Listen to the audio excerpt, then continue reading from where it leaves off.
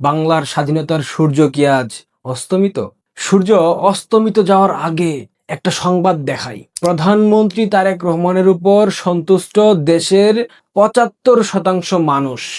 Delta গ্রাম নামক একটা গণমাধ্যমের জরিপ বাংলাদেশের ৭৫% মানুষ জনাব তারেক রহমানের উপর সন্তুষ্ট, অর্থাৎ জনাব তারেক রহমান ক্ষমতায় বসার পর ফেব্রুয়ারির ১২ তারিখ এই ৩.৫ মাসের ব্যবধানে তিনি বাঙালিদের জন্য এত কিছুই করেছেন, বাংলাদেশের মানুষ তার উপর সন্তুষ্ট, মেনে নিলাম। কিন্তু ডেল্টা গ্রামের এত বড় সাহস এবং বাংলাদেশ প্রতিদিনের এত বড় সাহস কোত্থেকে হয় জনাব তারেক রহমানের মতো একজন নবাবকে নাম ধরে উচ্চারণ করে, তাদের পত্রিকায় জনাব তারেক রহমানের নাম দিয়ে নবাব উচ্চারণ না করে সংবাদ প্রকাশ করে? এত বড় দুঃসাহস বাংলাদেশ প্রতিদিন কিংবা ডেল্টা গ্রামের কোত্থেকে হয়েছে? আমরা জানতে চাই। এটার জবাব ডেল্টা গ্রামকে এবং বাংলাদেশ প্রতিদিনকে আজ বা কাল দিতে হবে।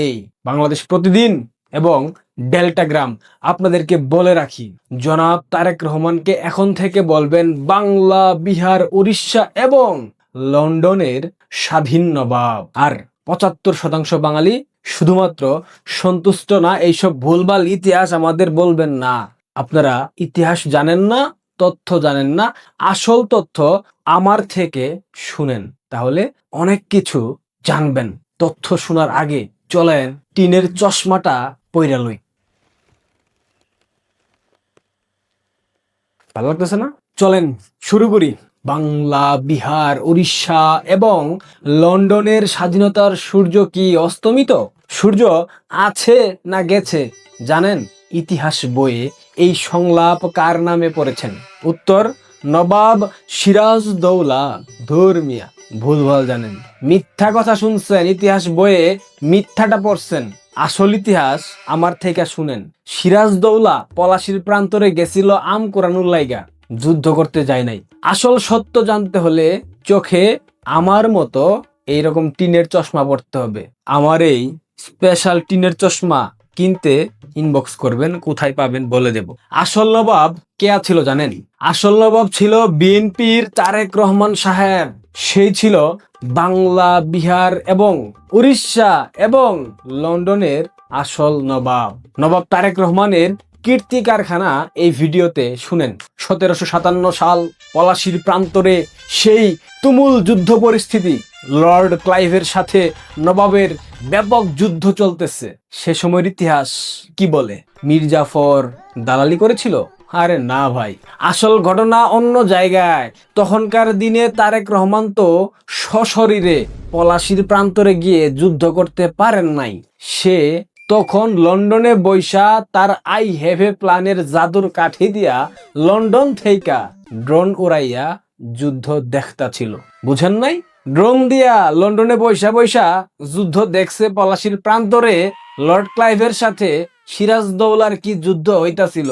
লর্ড ক্লাইভ যখন নবাবের দিকে কামান তাক করে, তখন তারেক রহমান লন্ডন থেকে চিল্লায়া চিল্লায়া বলে, লর্ড ক্লাইভ খবরদার, বাংলার একটা ঘাস যেন নষ্ট না হয়। তুই বড় ট্যাক্স ফাঁকি দেওয়ার যে টাকাটা নিয়েছিস, ওইটা আমার হাওয়া ভবনের প্রাচীন শাখায় জমা দিয়া দে। লর্ড ক্লাইভ এই কথা শোনার পর ভয়ে একদম থতমত। এরপর আর কি, ওইখানে চ্যাপ্টার ক্লোজ হয়ে যায়। সিরাজদৌলা শুধুমাত্র তারেক রহমান সাহেবের পক্ষে স্বাক্ষর করছিল, দ্যাটস ইট, আর কিছুই না। যা করার করছে লন্ডন বৈশা জনাব তারেক রহমান। পুরান ঢাকায় লালবাগের কেল্লা চিনেন? সবাই কয় লালবাগের কেল্লার ভেতরে পরি বিবির মাজার আছে। এই পরি বিবি কে আছিল জানেন? ইতিহাসবিদরা কয় শায়েস্তা খাঁর মেয়ে, কিন্তু এটা হইছে পুরা ফেক নিউজ। আসল নিউজ আমার থেকে শুনেন। পরি বিবি আসলে প্রাচীন আমলের এক রূপসী হুরা ছিল। সে নবাব তারেক রহমানের প্রেমে পইরা ৭ সমুদ্র ১৩ নদী পার হইয়া ঢাকায় আইছিল। নবাব তারেক যখন লালবাগ কেল্লায় বসে নবাবী চা খাইতেন, শরাব খাইতেন, তখন পরি বিবি তাকে বাতাস করতেন হাত পাখা দিয়ে। পরে নবাব যখন রাজকার্যে ব্যস্ত হয়ে গেল, পরি বিবি তার শোকে ঠিক ওই জায়গাটায় পাথর দিয়ে একটা রাজপ্রাসাদ বানাইলো, যেটাকে বলা হয় পরি বিবির মাজার। শায়েস্তা খাঁ ওইখানে জাস্ট রাজমিস্ত্রির হেল্পার ছিল, রাজমিস্ত্রির কাজ করছে। যা কিছু হয়েছে পরে বিবি এবং জনাব নবাব তারেক রহমানের কারণে। বগুড়ার মহাস্থানগড় চিনেন না? এইটা ছিল আমাদের নবাব তারেক রহমানের শিকারখানা। নবাব তারেক রহমান সাহেব যখন উড়িষ্যা আর বিহার জয় কইরা ক্লান্ত হইয়া যাইতো, তখন সে বগুড়াই যাইতো শিকার করতে। তীর ধনুক দিয়া হরিণ শিকার করত। আর উনার পিছে পিছে প্রাচীন যে পাল রাজারা ছিল মহাস্থানগড়ের, এই রাজারা গামছা নিয়ে ঘোরাঘুরি করত। যদি নবাবের পরিশ্রমের কারণে ঘাম বাইর হয়, সেই ঘাম তো মুইসা দিতে হবে। জনাব তারেক রহমানের ঘাম মুছার লাইগা ওই সময়কার পাল রাজারা তার পিছে পিছে গামছা লয়া ঘোরাঘুরি করত। পাল রাজারা উনার শিকারের সহযোগী ছিল, আর কিছুই না, আর কোনো ভূমিকাই ছিল না। অথচ ইতিহাস বইয়ে আমরা পড়ি, লেখা আছে পাল রাজারা রাজা ছিল। কত কি বলা হয়, সব মিথ্যা না বলেন তো? বাই দা ওয়ে, নবাব মহাস্থান করে কিন্তু কচি বকরি খাইতেও যাইতেন। পাল রাজারাই সকল বকরির ব্যবস্থা করে দিত। কি বকরির কথা বুঝাইছি? বুঝলে বুঝপাতা, না বুঝলে তেজপাতা। কথা ক্লিয়ার। বুড়িগঙ্গার পারে গোলাপি রঙের সে হাসান মঞ্জিল, সবাই কয় নবাবরা এটা বানাইছিল। আচ্ছা, নবাব গকিয়ার কোন রং পছন্দ ছিল না? এই ধরেন লাল, কালা, নীল, হলুদ, গোলাপি রং কেন করতে হইব? গোলাপি তো মায়া গো কালার, পিঙ্ক, তাই না? কারণটা হইল, জিয়া পরিবার যখন ঢাকায় আইতো পাকিস্তান থেকে, তখন তারেক রহমানের মাইয়া জাইমা রহমান গোলাপি রং মারাত্মক পছন্দ করত। তার খাবার টেবিল থেকে শুরু কইরা বিছনার চাদর, জামা কাপড় সবকিছু আছিল গোলাপি রঙের। মাইয়ার পছন্দের সাথে ম্যাচিং কইরা নবাব তারেক রহমান পুরো বাড়িটার রং গোলাপি কইরা দিছে। এটা হইল গিয়া মাইয়ার প্রতি ভালোবাসা, বুঝালন?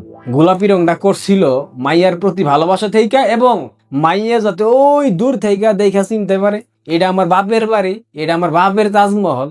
বাকি যেই সব নবাব নিয়ে থাকতো, ওরা ভাড়া দিয়া থাকতো, প্রতি মাসের শেষে পল্টনের অফিসে গিয়া ওই ভাড়ার টাকা দিয়াইতো।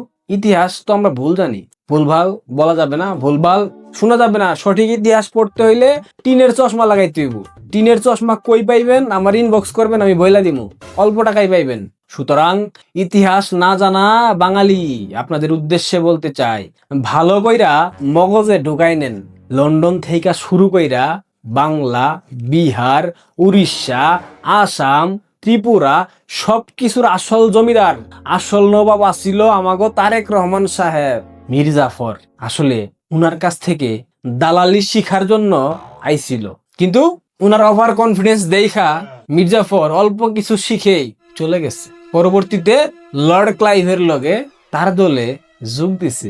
যেমন দালাল মার্কিন যুক্তরাষ্ট্রের করতাছে জনাব তারেক রহমান, ওই দালালি তার জন্মগত নেশা, পেশা, যা ইচ্ছা বলতে পারেন। কাজেই তরুণ প্রজন্ম উইকিপিডিয়া পড়া বাদ দেন, বাজারে গিয়া আমার মতো একটা টিনের চশমা কিনেন, তাহলে বুঝবেন এই দেশের মাটির নিচে যত সোনা দানা, ইট পাথর সবকিছুর পারমিট জিয়া পরিবার এই দেশে দিয়া গেছে। বুঝেন নাই? সেইখানে ৭৫% জনসমর্থন খুবই নগণ্য, অতি নগণ্য। আরেকটা কথা, মিশরের পিরামিড চিনেন না? চারকুনা, ওইটাও ধানের শীষের চেহারা দেখা কপি করা হয়েছিল। বিশ্বাস না হইলে খবর লয়ে দেখেন, বিএনপির দু একটা মন্ত্রীরে জিজ্ঞাসা করেন, বলে দিবে। শিলং সালাউদ্দিন, ফখরুল ইসলাম আলমগীর, আরো কত কত আছে না। টিনের চশমার আজকের পর্ব এখানে সমাপ্ত। আগামী পর্বে আপনাদের সামনে আসবে জনাব তারেক রহমান, নবাব তারেক রহমান কিভাবে তার নিয়ে তার অন্দর মহলে তাধেই তাধেই তাধেই গানে নাচানাচি করে। ভালো থাকবেন, ধন্যবাদ।